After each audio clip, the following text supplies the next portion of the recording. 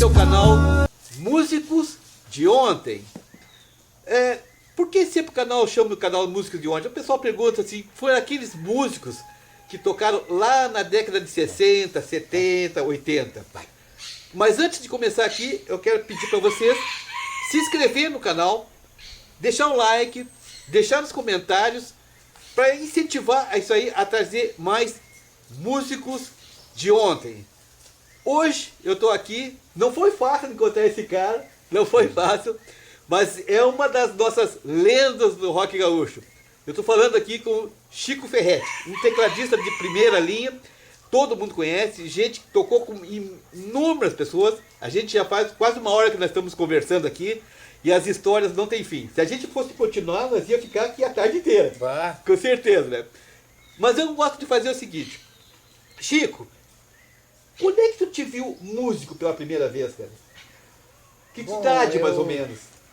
Eu, aos 7 anos de idade, eu ganhei de presente do meu padrinho um cavaquinho. Por quê? Porque na minha zona, eu morava a umas 5 ou 6 casas da casa do Léo Veloso, que era o guitarrista do Norberto Baldoff. E eu me dava muito com os filhos dele, então a gente sempre ia brincar lá, né? Com 5, 6 anos de idade a gente ia brincar lá e tudo. E a gente brincava em volta dos instrumentos da banda que ficavam sempre lá, entende? Eu era apaixonado pelos instrumentos, piano, guitarra, bateria, a gaita do Canela, né? E isso aí começou a me dar um ímpeto, assim, eu digo, eu preciso tocar alguma coisa, cara. E aí o meu padrinho, aos 7 anos de idade, me deu de presente um cavaquinho, comprado no Valcarege. Eu achei sempre, eu gostei do teclado. Então é um Não, eu comecei, o meu instrumento mesmo, quando eu comecei a tocar em bandas, era a guitarra.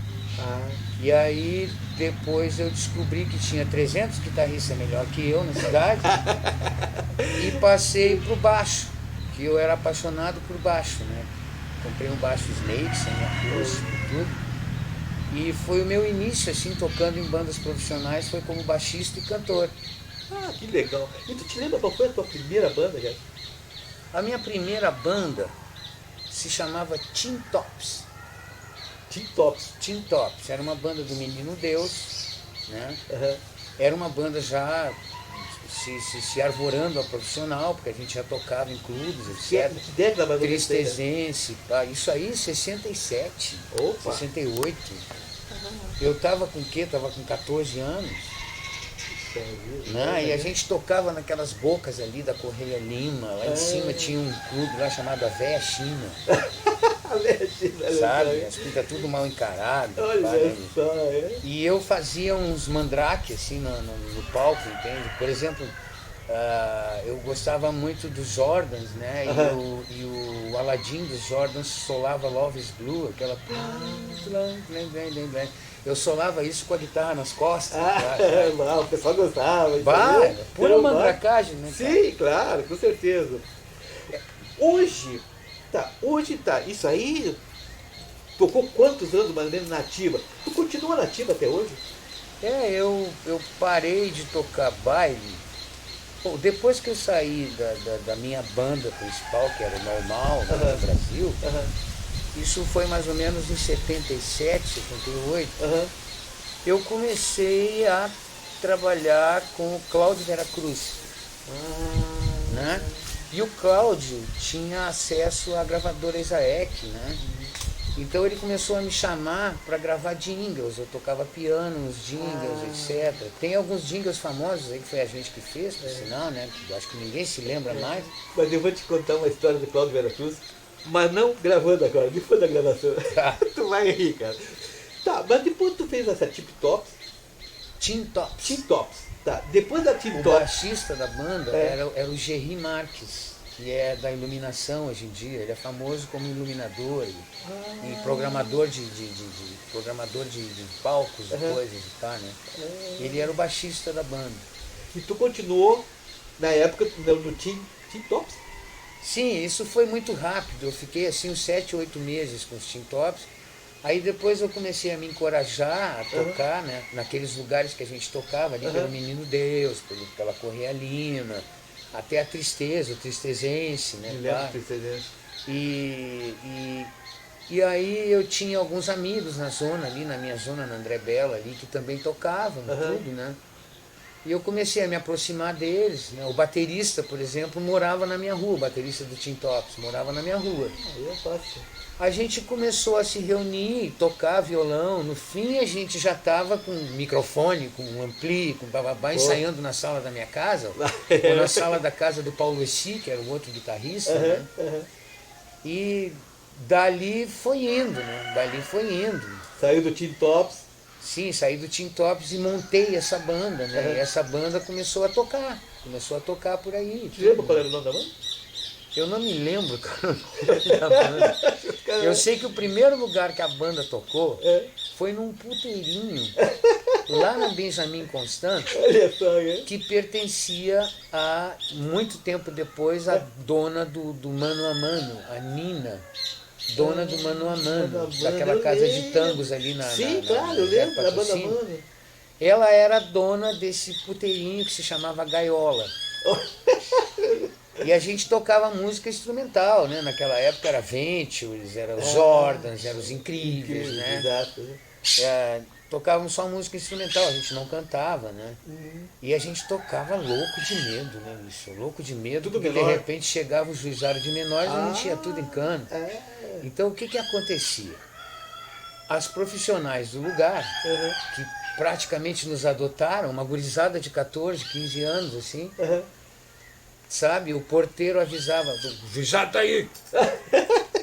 As profissionais do ramo nos pegavam, vem guris, vem, para de tocar, vem. Olha só. E nos levavam lá pro fundo para aqueles quartinhos que também eram usados para a sua, entende? Para o seu desempenho profissional. Nos trancavam lá dentro, fiquem aí, não saem daí, que nem um bando de cachorro, né? Fiquem aí. Pá, né? Aí o juizado ia embora, elas nos tiravam do quartinho e a gente voltava pro palco e continuava a tocar. Sabe que o Edinho me contou uma história mais ou menos parecida com essa? Foi a primeira experiência profissional que eu tive. Depois começou essa onda de nós tocarmos no Menino Deus ainda, nos clubes. Grêmio Náutico Gaúcho, no aniversário de 15 anos de uma colega de aula, essas coisas assim. Aí então né? foi crescendo, né? Aí já pintou assim um grupo, um ajuntamento de vários grupos da época. Tinha os Brasas, Os Brazos tinha os Brasas, tinha os Capetas. Os Brazos não começou como Jetson? Começou como Jetson. Exatamente. Os Começou como Jetson. Jetson. E eu morava a uma quadra, numa quadra antes da Barão do Gravataí, né? Eu morava na André Belo, morava assim, praticamente pegado à casa do Bedeu. O Bedeu, o famoso Bedeu, né? Só que 00 pro Bedeu.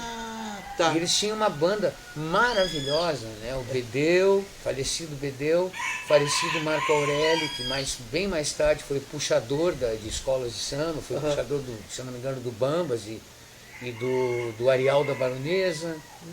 O Marco Antônio, que era irmão dele, que era baixista, tocava muito bem também. O Negão Toquinha, que era o organista da banda, que depois foi-se embora para a Dinamarca, morreu lá na Dinamarca. Eu pensei que falou, eu entendi Toguinha. Não é o Toguinha, era o Toquinha, o Negão Reinaldo. Tá. O Toguinho, outro dia eu tentei falar com ele, mas ele também não está querendo muito assim conversar, ele quer ficar mais na dele. Pois é, cara, se tu não fosse da antiga, que nem eu ia estar na mesma posição do Toguinha, inclusive, né, cara? Eu já meio que tô sem saco de falar dessas coisas. Mas é uma coisa tão boa. Tu acredita? Quando tu perguntou pra mim quando eu comecei isso aí, eu te falei 6 meses atrás, quando eu estava vindo aí, minha esposa lá do Chuí, no motorhome, e ela disse pra mim assim, eu disse, Nelson, por que tu não faz um canal no YouTube, assim, pra relembrar os teus amigos que tocavam na época? Pô, que bom. Aí eu fiquei pensando, é mesmo, né? Ela que deu essa ideia. Boa sugestão. Aí eu pensei, eu tinha que botar um nome nesse canal, assim. Pensa o nome aí, mas seria interessante. Aí eu me lembrei, Músicos de Ontem, o que tu acha? Legal, Música de Ontem. Ah, eu entrei nesse canal ontem, anteontem e ontem eu entrei nesse canal, comecei a ver as parcerias ali, tudo, né? Então aí começou, e a experiência que eu fiz, o primeiro cara que eu falei foi com o Neném, que era nosso solista, pra ver Sim. como é que ia repercutir aquilo ali, sabe? As parcerias do final dos 60 e começo dos 70, né?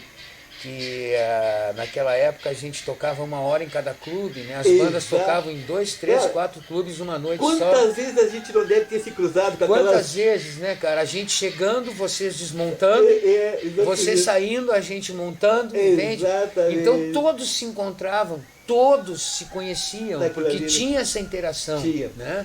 Ora, Uma banda estava terminando, a outra estava chegando. E aí, tudo bem? Pá, legal teu instrumento. O meu é assim, pai, né? É verdade, é verdade. Então todos se conheciam naquela época. Era interessante. boa, Tu sabia o nome de tudo que é músico, de todas as bandas que existiam, entende? Tu acredita que Isso acabou, cara. Acabou É.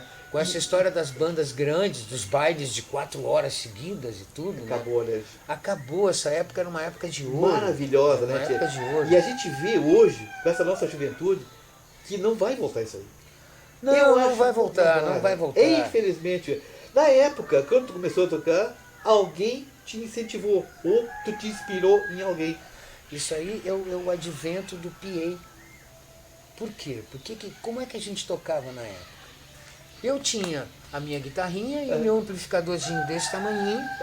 O baixista tinha o contrabaixo dele e o amplificador dele um pouquinho maior.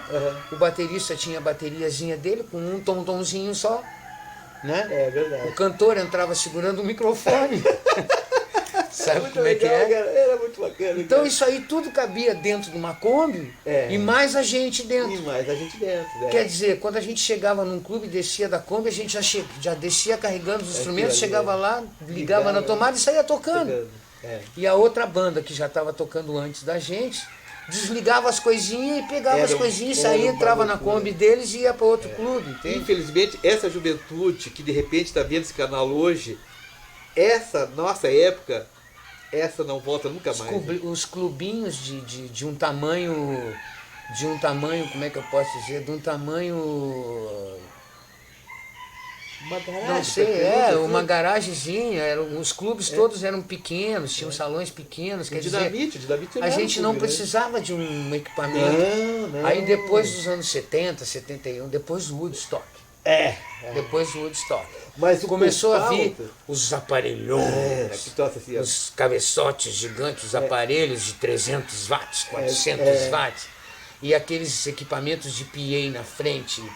E uma banda precisava de um caminhão para carregar um equipamento. E aí o equipamento ia antes da gente tocar. Por exemplo, a gente ia tocar à noite num clube, o equipamento ia à tarde para ser montado. É verdade. E a gente tocava e os caras ficavam desmontando e a gente ia embora, entende? Aquelas paredes de som atrás, né? É uma loucura, né? Isso aí foi o fim da nossa época, que a gente começou com os aparelhinhos, tocando músicas instrumentais, dos Ventures, dos Jordans, dos Incríveis, né? E sabe que depois que eu comecei com isso aí, cara, muita gente começou a dizer, cara, fala com aquele cara, cara, aquele outro cara. E aí eu fui indo atrás, cara. Fui atrás, e o pessoal começou a gostar desse tipo. Eu cheguei a pensar, inclusive, a questão dos 2, 3 meses atrás, em parar justamente por causa do negócio da pandemia, né? Aí, eu não me lembro qual foi o último cara que eu falei. Não sei se foi com o Ciro, com o Edinho, o Aioli, não sei se assim. Cara, porque o Chico Ferretti, cara. Mas o Chico Ferretti, cara, esse cara tem história, esse cara viveu um monte de coisa, cara, vou atrás. Aí fui atrás, entrei no Face, achei essa fera aqui, graças a Deus a gente tá batendo papo. Grandes colegas, né? A Ioli foi cantora do Mês em Brasil também. Exatamente. Cirinho, que foi o nosso baixista, o Edinho Espíndola, que foi meu parceiro de uma banda chamada Os Totais. Os Totais. Durante uns 15 anos a gente tocou juntos. Olha só, cara. Num bar chamado Kafka. O Edinho contou a história dele, cara, de como é que ele começou a tocar bateria. Foi muito interessante, cara, porque na época o Liverpool tocava com o Vico na bateria. Sim, o Edinho tinha 15 anos e eu tinha 14. Olha só. E eu ia no Menino Deus uma vez eu fui na Igreja Sagrada Família, que fica na José do Patrocínio, e tinha uma apresentação do Liverpool. E eu fiquei olhando pelas frestas da veneziana, o Liverpool tocando. Pá, o Edinho com 15 anos tocando bateria bem pra caramba, né? Eu me lembro... Nessa época eu era assim, pô, eu quero ser isso. Eu quero fazer isso, Tu sabe? acredita? Eu não sei se tu conheceu o Regis, baterista também lá do IAPI. Eu acho que conheci, sim. Deve ter conhecido. O Regis, cara, eu fiz um bate-papo com o Regis lá em Garopaba, sabe? Hoje ele tem uma posada lá em Garopaba, ele e o filho, cara. Sim. Que é muito legal, ô Chico. A posada ali, no fundo da posada lá em Garopaba, na praia. Como é que chama? Na Ferrugem. A gente fugiu o nome da praia aqui agora, mas enfim. No fundo da posada dele, ele tem uma espécie de um bar. E lá no fundo do bar estavam os instrumentos com bateria. Não é na tudo. Praia do Rosa? Praia do Rosa, exato. Praia do Rosa. Exatamente. E lá ele disse assim, olha, tá tudo aqui, ó. Esses teus amigos vieram pra cá, vão tocar aqui na hora, assim, assim. E aí, falando com o Regis disse, cara, eu comecei a tocar bateria inspirado no Edinho. E eu imitava o Edinho em tudo, dizendo assim, inclusive no jeito de caminhar e o cabelo. Tu vê só, né? Eram os ídolos da gente na época, né? E o Edinho tinha dois ídolos, assim, né? Nessa época que nós tocamos juntos, ele tinha dois ídolos. Um era o Charlie Watts, dos Rolling Stones, e o outro era o Stuart Copeland, que era o batera do Police. Que era, ele reproduzia os movimentos dos caras tocando até, né? É um baita do músico. É um baita músico. Né? Inclusive, sabe o que eu descobri esses tempos? Eu estava revisando no YouTube velhos seriados, assim, que cheguei no Miami Vice seriado, aquele, né? Que todo mundo dizia, a trilha do Phil Collins. Não, o Phil Collins fez a característica, a trilha inicial do Miami Vice. E aí, o resto de todas as trilhas dos seriados, sabe quem fez? O Stuart Copeland, o batera do Police, que antes de ser Police, ele já era um arranjador e um maestro de Hollywood. Olha só. Pra tu ver a procedência dos caras. Né? É verdade, é que verdade. Loucura isso, é bacana, né? de ver. Deixa eu te perguntar uma coisa. Das bandas que tu tocou mais ou menos, tu lembra assim, as bandas de mais peso, de mais nome em Porto Alegre? Assim? Bom, as bandas de mais peso na época, né? Em 70, na década de 70 aí. Eu comecei substituindo o Canário de contrabaixo em 2, 3 ou 4 shows dos Indomáveis. Indomáveis? Aí que eu tive uma amizade com o Patinho, guitarrista dos Indomáveis, que é meu irmão, praticamente. Até hoje a gente está... Falamos agora de manhã, antes de tu chegar, a gente estava conversando. Eu até falei para ele que tu vinha aqui. Onde é que ele está agora, o Pato? O Pato, ele vem daquele grupo nativista agora, o grupo Quero Quero. Quero, tá. Né, que até eu fiz alguns arranjos para eles, inclusive, para gravação e tudo. O Pato saiu da Quero Quero, né? Mas ele trabalhou o quê? 15 anos com a Quero Quero, quase 20 anos. Mas ele está morando em Porto Alegre, ele? Está morando em Porto Alegre, ele mora lá para os lados de Alvorada, lá para Baltazar. Lá. Pato, olha aqui, ó. Chico Ferretti, cara. Eu vou tentar fazer um bate-papo contigo. Tu deve ter muitas histórias, assim como o Chico também tem aqui. Vamos tentar fazer esse papo. Com certeza eu vou passar esse link aqui no YouTube para ti ou no Face, vou achar, tu vai olhar e a ver nossas histórias aqui. É muito bacana, né? Depois bom, essa foi. E aí, depois disso, isso aconteceu, sabe aonde? Em Cidreira. Naquele clube que hoje está em demolição, assim, está caindo aos pedaços, chamado CPC, o Cidreira Praia Clube.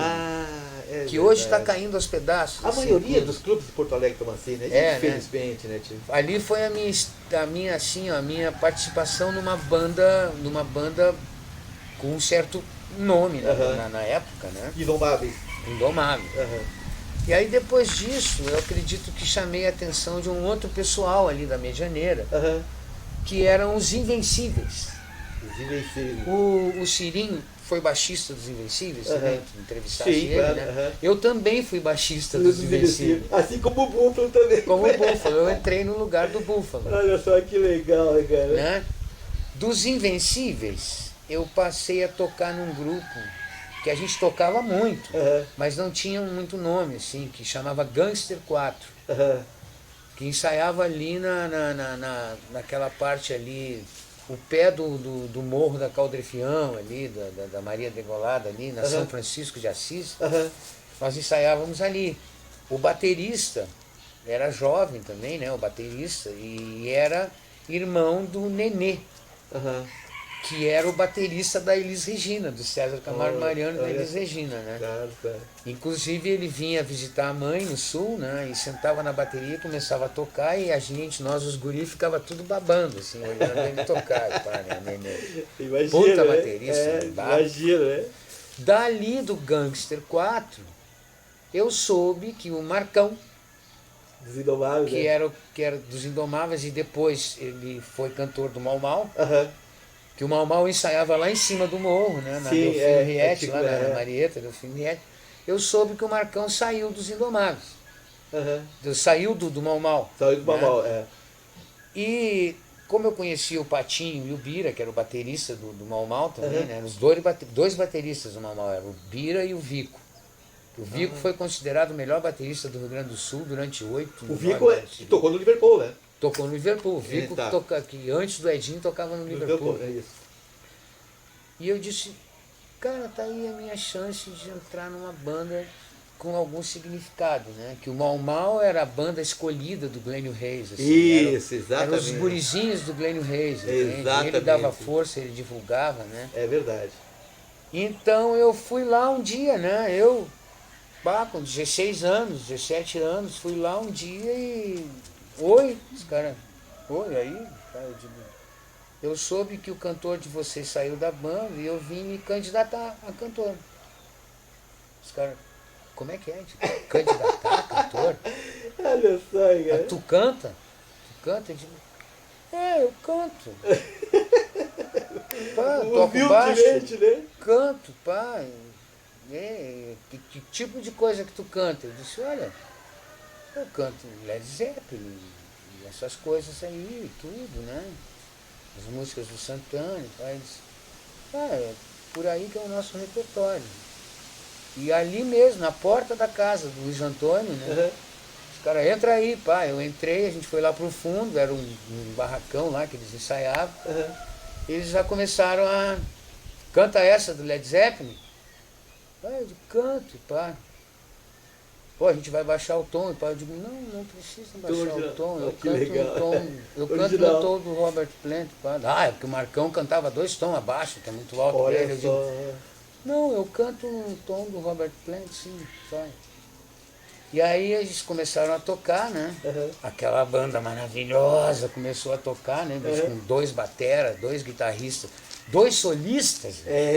Porque na época era uma guitarra base e uma guitarra solo. O Mau Mau tinha 2 solistas, né? É verdade. E aí eu comecei a cantar, os caras gostaram e a partir daí eu entrei como cantor no Mau Mau, né? Larguei o contrabaixo de mão, né? E fui cantar, né? Cantor? Entrei só como cantor. Aí mais tarde, uns 2 anos depois, pintou um órgão na banda, um órgão Saema.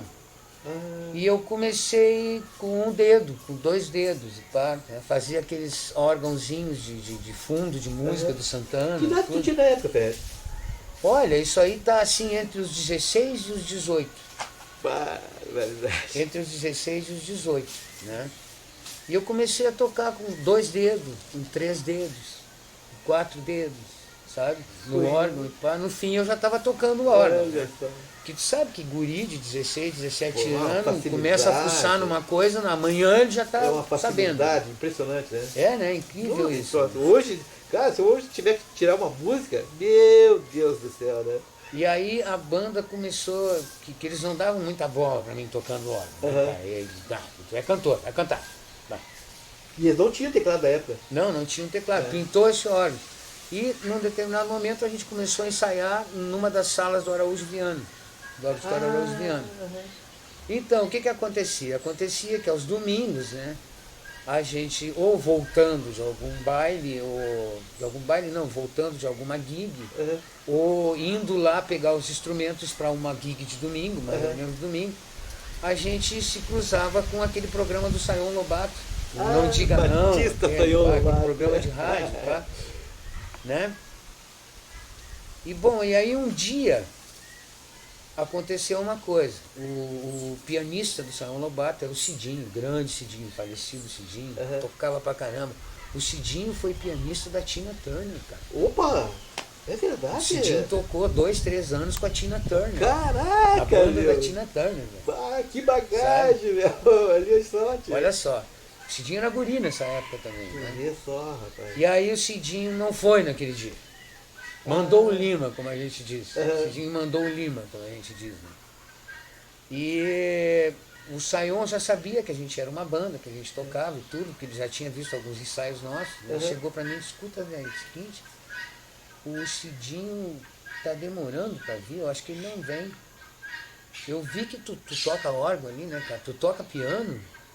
Eu digo, olha, Sayon, eu sei onde é que fica as teclas do piano, né? As brancas, as pretas, essas coisas, pá, mas eu toco órgão. Ele, pô, cara, eu tô com 25 calouros aí pra entrar e pra cantar, velho. E o Cidinho não veio, eu preciso ensaiar com eles, tá? Eu digo, tá, vamos ver o que acontece, né? Aí sentei no piano, comecei a fazer uns acordezinhos, pá, e aí veio o primeiro calor, que música que tu vai cantar? Tal música. Eu digo, tá, qual é o tom? Tal tom, pá. Consegui acompanhar o calor, né? Aquela música, pá, tal, o calor saiu. Aí entrou o segundo calor, que música que tu vai tocar, cantar? Tal música. A mesma música que o primeiro tinha cantado. Lá pelo 7º ou 8º calor que a música mudou. Porque os primeiros 6 ou 7 cantavam a mesma música. Que coisa. E aí dos 25, uns 16 cantavam a mesma música. Que coisa. Né? Quer dizer, pra mim foi moleza, entende? Sim, tocar a mesma música 16 vezes, né? E aí nesse meio tempo os caras da banda passando com as caixas pra lá e pra cá, pra carregar o caminhão pra gente tocar e tudo, né? Os caras passavam e diziam, olha o Chico tocando piano, cara. Olha o Chico tocando. Mas o Chico toca piano, cara. Olha só. Chico toca piano, eu sabia fazer 3, 4 acordes ali, sabe? Mas acontece. E aí que começou, aí que eu comecei a tocar. Se interessar pelo instrumento. E aí o Cidinho não foi, e tinha um trio, né? Que era o Cidinho de piano, um baixista e um batera. Se eu não me engano, o batera era o Simerval. Simerval Baraldo. Ah, Baraldo, esse sobrenome eu me lembro. Essa família Baraldo, né? Sim, cara? Todos os músicos. Né? Todos os músicos, exatamente. E os caras já olharam pra mim com uma cara meio assim, tipo, bah, será que esse cara vai? Tá? O Sayon me botou no piano, no palco, pra acompanhar os calouros, né? Ah, que bacana. E aí no fim ele disse, pelo amor de Deus, cara, tem 2 shows agora. Tem um show da Elbia Solange e tem um show da Lúcia Helena. A Lúcia Helena tu deve conhecer, aquela cantora famosa aqui no Grande Sim, Sul. Lúcia Helena, com certeza, claro. E as duas cantavam músicas conhecidíssimas, assim, pai, e eu acompanhei o show das duas. Olha, cara. E aí, essas alturas, né, bicho, eu já estava me sentindo um pianista. Eu digo, sou pianista, então. Sou pianista. E aí a banda tomou providências. De repente começou aquelas vaquinhas de banda. Quando eu vi, tinha um pianinho Janine, pá, pra me tocar, né? Aí eu já tinha um pianinho e um órgãozinho. Né? E daí pra diante foi, né? Foi embora. Daí Isso foi com o Mau. Isso foi com o Mau Mau. Acabou o Mau, foi pra onde? Bom, antes de acabar o Mau Mau se transformou no Made in Brasil. Ah, é essa história que eu não sabia. E aí aí com o Made in Brasil, né? A gente agregou 2 cantoras. E fomos fazer uma viagem pela América do Sul. A gente foi para Uruguai, Argentina, Chile, para a fronteira do Paraguai. Foi aquilo que a gente conversou antes da gravação. Inclusive nós tocamos numa cidade do interior do Peru chamada Chiclayo. Chiclayo? Eu passei por Chiclayo. Tu passaste por Chiclayo? Antes de Chiclayo tem Trujillo. Trujillo, Chiclayo. Trujillos, é. E esse show foi um repórter, um jornalista que estava nos entrevistando no Chile, em Vinha del Mar, né, e me ofereceu um gole de pisco Eu tava ali nos bastidores, pá, tomei um gole de pisco. Pô, como é bom, né, cara? Pá, tomei mais um pouco. Ele, vocês têm que ir a Chiclayo, que é minha cidade, fazer um show. Eu digo, claro, vamos lá. Pá. Que barbaridade. E aí a gente chegou lá, quer dizer, chegamos em Chiclayo, fizemos o show e voltamos para Argentina, direto, que era nosso headquarter, né? Sim, claro. Nosso quartel-general era o Sheraton Hotel, né? E por aí, né? A gente fez essa excursão, ficamos 4 meses Participaram viajando. lá do festival, aquele de Vina Del Mar, né? Vamos voltar pro Rio Grande do Sul. Voltando para o Rio Grande do Sul. Da época, da década de 70, com o Mau Mau, com o Meio de Brasil, qual é o clube que tu mais gostava de tocar aqui, cara? Que tu tinha, sabe, puta, esse clube aqui... Cara, bacana. eu andei vendo umas outras entrevistas que tu fez É. e eu acho que grande parte dos entrevistados deve concordar comigo. Aham. União e Progresso. União e Progresso. O famoso Uniãozinho. Na Alvorada? Não, aqui na Casemiro de Na Abreu. Casimiro de Abreu, claro. Não sei porquê, a maioria das bandas adorava tocar no União No e União e Progresso. Progresso, exatamente. Eu acho que é por causa da acústica, cara. Provavelmente, É, provavelmente, que depois que o clube enchia, É. o som ficava maravilhoso. É verdade. E enchia. É verdade. Enchia. Tu te lembra do Prata? Ali da Alvorada? Era muito famoso. Lembro né? do Prata, sim, nós chegamos a tocar lá É. com o Mau Mau. Lembro da ANVEP, né? Associação dos Amigos da Vila Elizabeth, lá no Sarandi, Exatamente. que também era um dos nossos lugares favoritos para tocar, todo mundo nos Sindicato dos adorava. Metalúrgicos. Sindicato dos Metalúrgicos. Ah. Deixa eu te contar uma que a gente não combinou antes, entendeu? Sindicato dos Metalúrgicos. Eu com uma banda chamada Invencíveis, Aham. né, com os nossos aparelhinhos e tudo, pá, naquele palco que Enorme era do sindicato, né? enorme do sindicato, Era muito bacana.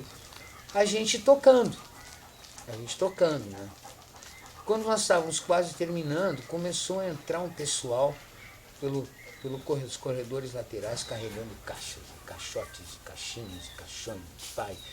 E eram umas 10 ou 12 pessoas entrando, e caixotes e caixas de som, e peças de bateria, e pai, pé, e começaram a entrar para trás da cortina, que tinha uma cortina. Isso, que ficava exatamente, naquela cortina, né?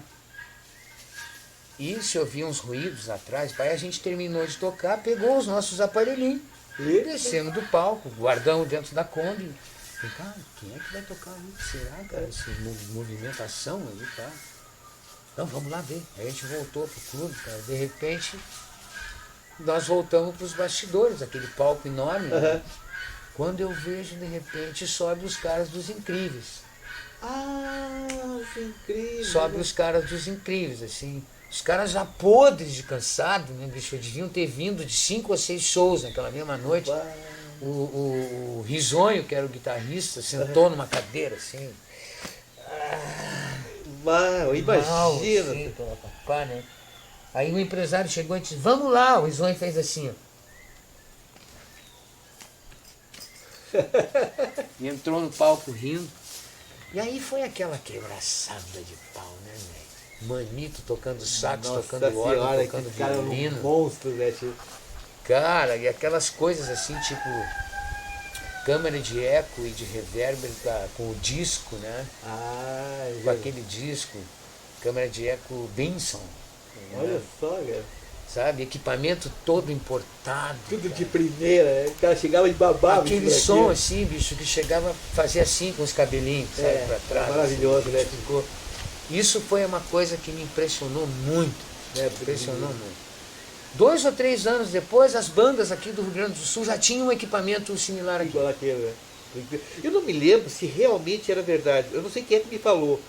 Mas me falaram, nessa época do sindicato, que os Incríveis tocou, que o Perdão, 2 ou 3 não, mas uns 4 ou 5 anos depois, já tinha uma meia dúzia de bandas que tinham um tinha aquele equipamento equipamento equiparável igual, àquele equipamento que nos assombrou. Assim. É. Os caras falavam que a caixa debaixo do Nenê, ela era aberta. E ele só tinha um alto-falante, não sei se era de 15, quantas polegadas, no meio. A assim, gente não sabia o que era um alto-falante de 15, aquele monstrenho. É, aquele monstrengo, é. E a caixa não tinha tela na frente, É, entende? Tinha um buraco acústico assim em cima, né? Uhum. Um túnel acústico Isso, em é. cima, e o alto-falante embaixo. Só que era o seguinte, era uma caixa com um alto-falante só, mas era uma de cada lado do palco. De 15 polegadas aquela porcaria. De 15 polegadas. Era uma animalada. Som, assim, cara. era um som importado, né? Cara, aquilo era alto-falantes Altec. Ah, imagina, né? Não era nem JBL. Nem JBL. Era os Altec Lancer. É. Eu não sei se tu viu uma entrevista que eu fiz ali com o Richard. O Richard, cara, é um cara de boné. O Richard foi um dos únicos caras que eu conheço até hoje e que estão vivos e que estão bem de saúde, graças a Deus, que viu um show dos Beatles ao vivo. Eu vi o anúncio, mas não cheguei a abrir. Cara, o Richard conta ali, é muito legal de ver, que ele viu o show dos Beatles em Budokan, no Japão. Na época o pai dele era mágico, tá? E ele acompanhava o pai dele, ele devia ter uns 15, 16 anos. Aí eu não sei o que aconteceu lá, que o show do cara, do pai dele, era sempre lotado. E naquela semana ele tinha vendido só a metade dos ingressos, e eles não sabiam por quê. Aí ele descobriu que ia ter um tal de Beatles que ia tocar no Budokan, e que estava praticamente tudo lotado, e por isso que o show dele ficou fraco. Aí ele cancelou aquele show, conseguiu os ingressos e foi ver o show daqueles caras lá que não sabia quem era o tal de Beatles. Ele conta na entrevista assim, eu acho que tu vai ver, que ele ficou assim, a metros assim do palco dos Beatles. E sabe que o japonês é um povo muito contido, né? Tocava ali, fazia palco. Muito contido, muito contido. Cara, nada a ver com aquela explosão assim dos Estados Unidos. E nada. Da Mas essa que é né? interessante. Conta ele que 50 mil pessoas no estádio, tá? O palco estava armado, 2 Vox AC30, tá? E aquele de 50 watts do Paul McCartney. Do impacto. Aquele do impacto, né? Exatamente. Que antes era do Bicho da Seda. Exatamente. Só que eles tinham os AC30, não era aqueles de carrinho. Não era do de carrinho. Era só os AC30. E aí... Eu vi algumas fotos desse equipamento dos Beatles.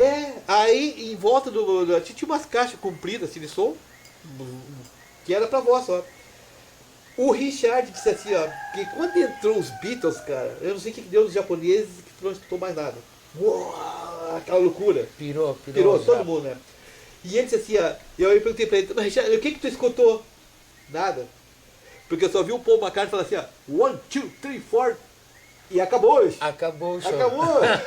Não se escutava mais nada. Porque a gritaria era tão imensa que nem, segundo as entrevistas dos próprios Beatles, nem eles se escutavam. Porque eles conseguiam fazer porque estavam acostumados a fazer, né? Imagina, cara. Hoje, o equipamento que eles tinham para tocar para 50 mil pessoas, nós temos num aparelho só. Num aparelho só. Eu tenho lá na minha casa, lá no meu apartamento, um Heimat debaixo de 120 watts. Sim, naquela época os amplificadores eram de 50 watts. A C30 era 30 watts. 30 watts, essas coisas. Né? E o do Paul era 50, que era de baixo. Então, na realidade, tinha 60, 110 watts, cara. Para tocar para 50 mil pessoas. Incrível isso, e o mais interessante, cara. Até nos Estados Unidos, sabe o recurso que eles tinham? Eles montavam aquele equipamentozinho dos Beatles, aqueles amplificadorzinhos Vox. E por trás estavam os engenheiros do exército americano, com aqueles cabeçotes assim, metálicos, assim, de aço inox. Assim, tudo valvulado. 4, 5, 6, 7, 8 cabeçotes daqueles que iam dar em caixas que circundavam o cara. Então nos Estados Unidos se escutava os Beatles.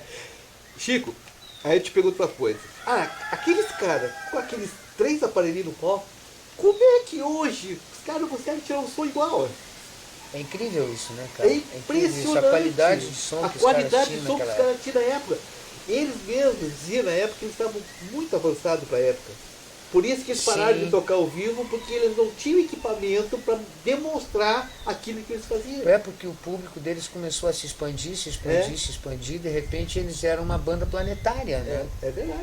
Aonde eles fossem tinha 50 mil pessoas, no mínimo. E não tinha E tocar para esse povo com aquele equipamentozinho que se tinha na época.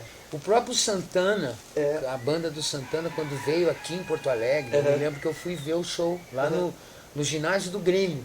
Eu vi o show do Santana em Las Vegas, na Casa de Blues. Cara... Eu vi um show do Santana, tu sabe aonde?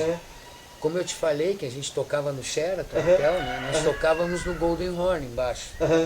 E a gente se dava muito com os funcionários lá, e eu tinha uma amiga que me disse um dia no intervalo do nosso show, né? A gente tinha um intervalo de 20 minutos, ela, vem, que eu tenho que trabalhar. Aham. E aí nós pegamos o elevador e fomos no 24º andar. Aham. Tinha um show do Santana no 24º andar, um show fechado para executivos do Santana. Olha só, cara. E eu vi o Santana assim, como daqui até o meu cachorro. Que Outro bacana. que eu vi como daqui até o meu cachorro foi o Piazzolla. Olha só. Piazzolla em Mar del Plata, num teatrinho menor que o Teatro de Câmara. É. Ele com uma banda de 12 pessoas. É. Eu tive o privilégio, cara, aquilo que eu te falei, pelo fato de eu viajar muito, mas eu tive o privilégio de ver ao vivo 4 bandas, na realidade, que eram da nossa época. Bom, Paul McCartney, normal, eu vi show de, mais de 5 vezes show do Paul McCartney. Eu vi The Guess Who. The Guess Who. Cara, No Time Have For You. The Guess Who ao vivo. Que banda, Chico. Tu não queira saber. Grande banda. Outra banda, The Doobie Brothers, ao vivo. Doobie Brothers. Cara, o baixista do Chicago, Peter Cetera. Cara, que aquele homem toca e canta. Pô, assim, ó. quem sou eu, meu velho? Cara. Assim, o máximo que eu vi foi isso que eu te falei. Foi o Santana lá no ginásio do Grêmio, depois o Santana no Sheraton lá de Buenos Aires, tocando para um grupo de executivos. Grana, pra caramba. E o outro foi E Santana. o outro que eu vi foi o show dos Herman's Hermits. Esse eu não no vi. União, Cara. no Grêmio Náutico Não, União. esse eu não vi, rapaz. Que aí eu entendi o significado de, os caras tocam melhor que o disco. É verdade, é verdade. Isso eu entendi naquele dia. Naquele dia, né? Que a gente Né? vai. Com aquele ginásio do União lotado, assim, acústica perfeita, né? O ginásio lotado, cheio de roupas, né? No ginásio. Os caras, eu entendi o que significava o som melhor do que o do disco. Dá pra entender, né? Dá pra entender. São músicos maravilhosos, né, tio? Cara, eu tinha o quê? Eu tinha 13 anos nessa época. Sabe? Eu saí de lá com a boca aberta e os olhos arregalados, assim. Olha só, Chico. Eu tava ainda, tô programado ainda, eu ia fazer essa viagem que eu fiz, que eu te comentei antes, né, de gravar de motorhome, lá para os Estados Unidos, eu ia fazer agora. Fronteiras todas fechadas, eu tive que voltar de Mendonça, da Argentina, eu ia falar com o Hugo Fraturussi, ia falar com outro cara que talvez conheça a banda, que era o baterista Juan Carlos Velázquez, que era o baterista dos Los Iracundos. Los Iracundos, nós tocamos junto com eles em Piriápolis, no Uruguai. Olha aí. Os Iracundos eram o impacto do Uruguai. Exatamente. Tá? Eu tô o gordo contrabaixista era igual ao Serginho do impacto, cara. Eu tô e com o contato. batera dos Iracundos, tocando tango na batera. Eu Juan nunca tinha Carlos visto. Velázquez, Eu nunca tinha visto alguém tocar tango na bateria. O cara era impressionante. Eu fiquei hipnotizado vendo o cara tocar. Eu tô com o contato dele aqui, eu bato papo com ele direto. Só não. Essa dita pandemia estragou tudo, velho. Os Iracundos começou como uma banda instrumental também. Eles gravaram vários discos de música instrumental. Lá no Uruguai, em Piriápolis, eles já tinham um cantor e uma cantora que cantavam. Mas era uma banda tradicional. Eu tenho referência dos Iracundos assim de 9 anos de idade que eu tinha. Não sei se tu te lembra de um teminha assim, ó.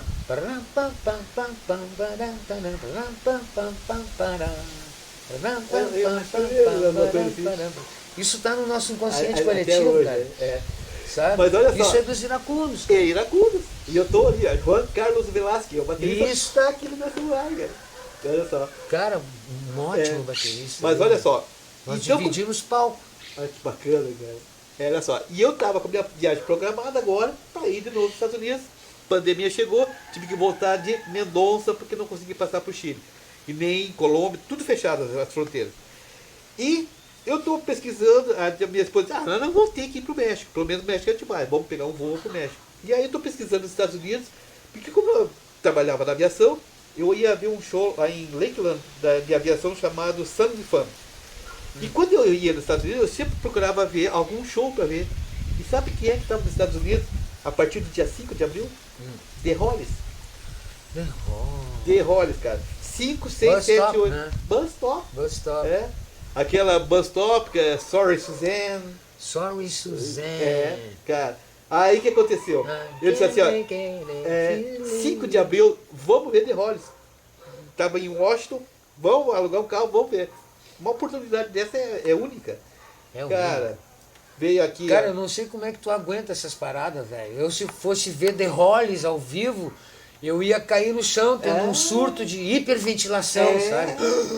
Olha só. É como uma criança de 4, 5 anos de exatamente. idade quando enfiam ela pra dentro da Disney. É verdade. Sabe? Mas, A criança fica assim, ó. Olha o que acontece, Chico. Eu ficaria assim também. Aí eu, prontinho, vi até os preços dos ingressos, $175, tudo prontinho.